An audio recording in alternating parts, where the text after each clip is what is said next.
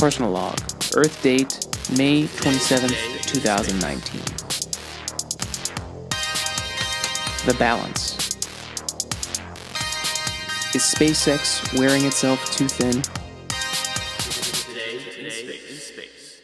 It seems the balance of the space industry has shifted, and SpaceX has experienced setbacks in its commercial crew development of the Crew Dragon. A few podcasts ago, I mentioned my theory about the balance of science. There's theory and practice.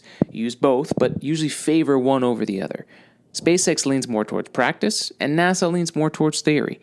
I'm a big SpaceX fan, partly because their approach just makes more sense to me, and we all win if they succeed, and partly because when I was midway through my aerospace engineering degree, I was thinking I was going to work on the space shuttle, and then the U.S. government retired the space shuttle program. So, no, I'm not bitter.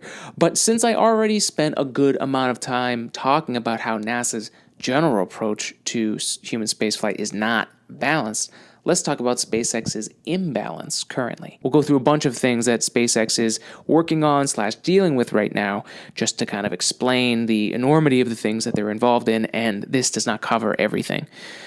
First, SpaceX had a Crew Dragon anomaly on April 20th, 2019. The investigation is still underway. We haven't heard anything, which is both good and bad. If it was really bad, we would probably hear about it right away. The fact that we haven't heard anything probably just means they're working on a plan and they don't want to say anything until that plan is something that they think they can reach. That's my guess. The anomaly happened on the launch pad when the Draco engines had just been fired. They did what they were supposed to do. The test was working just fine. Everything looked great.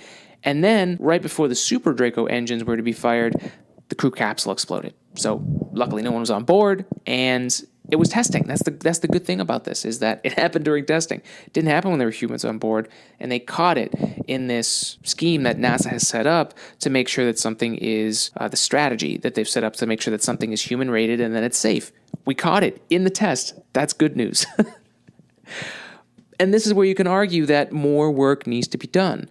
And that's a potential flaw in being all practice. You know, if you want to move super, super quickly, but you didn't have a full enough understanding of the physics and the design, then something like this could happen, but in a worse position. So again, disaster avoided. It was caught in testing. And for me, if this was the only thing that was on their plate, if this was the only thing that SpaceX was working on, I would feel like this was a non-issue. They'd figure it out.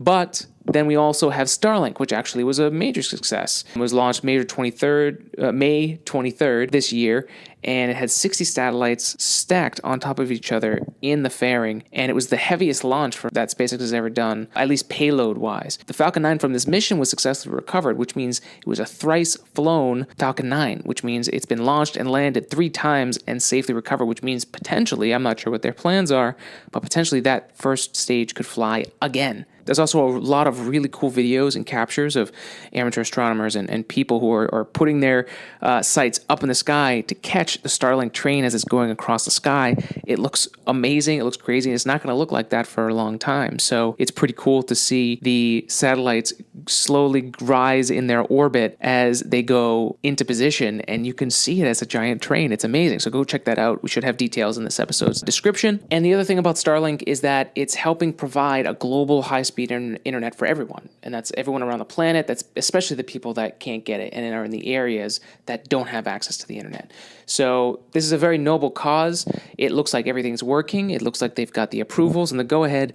It's tough to say why do this now when everything's in place, and if they don't do it now, who will? And then if we move to Starship, the Starship was slated to test earlier this year, but a bad storm knocked it over and they had to work on it again.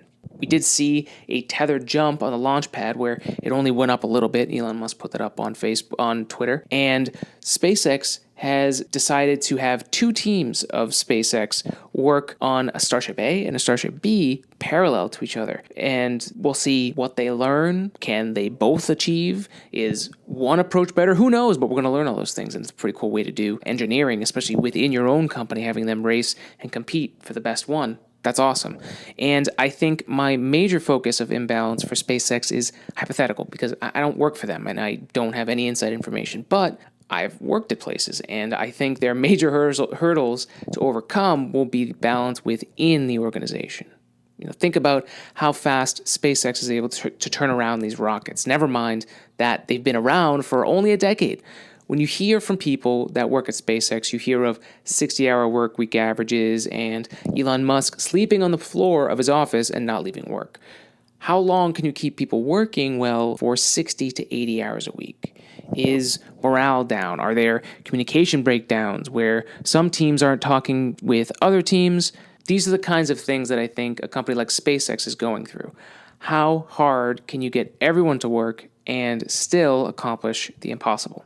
So on one side of the balance, we have NASA that creates big projects like the SLS, but are unable to finish it on time or under budget and within budget. And then we have SpaceX, who is working on multiple projects at the same time and has the potential to run itself and its employees too thin. For me, the next few months, this summer really, will be crucial for SpaceX. Starlink is underway, Falcon Heavy continues commercial launches, Starship seems more complicated than they intended, and Crew Dragon needs major attention to make sure this anomaly is resolved. If too many more projects get complicated, I fear the SpaceX team will get overworked and imbalanced and not able to work at the level that they need to succeed with all of this. Overwork can bring more chances for failure or slip-ups. Best case, this will result in delays. Worst case, this can result in mission failure and really mess up the momentum of space progress. I have belief that SpaceX and the people working for them will figure it out. They've done it before. I mean, they wouldn't have gotten all this work done in a decade if they weren't the people they are, if they didn't have the minds necessary to pull this kind of thing off. And all we can do is watch and observe this summer in this amazing summer of space. There's a lot to come, and it's very exciting. So thank you for hanging out for another episode of Today in Space as we talk about the balance of human spaceflight. We have a busy 5 years coming up in the race to the moon by NASA. And in the meantime, we have companies like SpaceX and Blue Origin now working on sending humans back to space on American spacecraft, but also developing critical technology for missions to the moon and eventually Mars. This is a fascinating time for space science, and we still have the rest of 2019 to get through. So thank you for sticking with us for another episode. Make sure to subscribe to us on Apple Podcasts and YouTube if you haven't already. I'm back to the drawing board with a new way to get content, as you can see here, and get it out more regularly, so look out for that. Let us know what you think by hitting us up on social media, Twitter and Instagram at Today in Space Pod, my own personal Twitter at ELGR3CO, that's El Greco.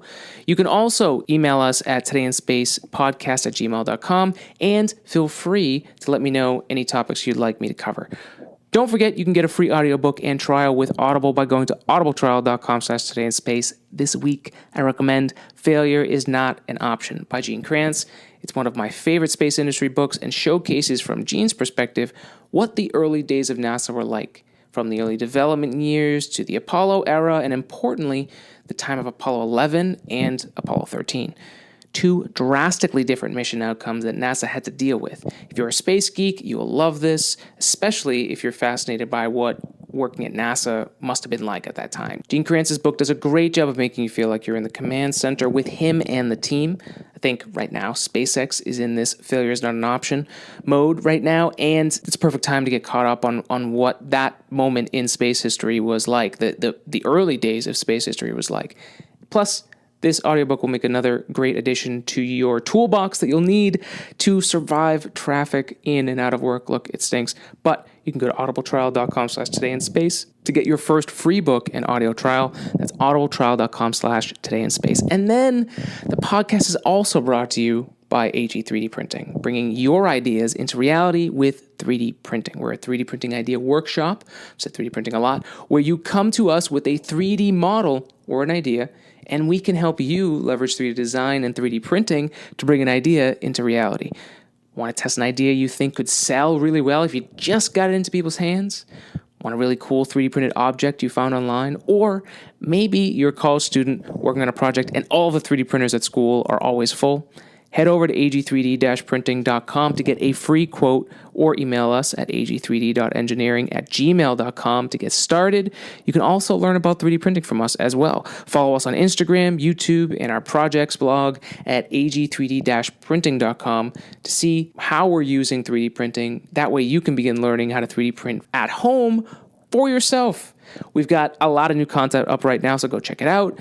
just setting up a camera on the weekends and sharing the projects I have going on. So make sure to join in and say hi. That's all I got for this episode of the All Things Space Science podcast. I hope you spread love and spread science. Have a great week, and we'll see you on the next episode of Today in Space.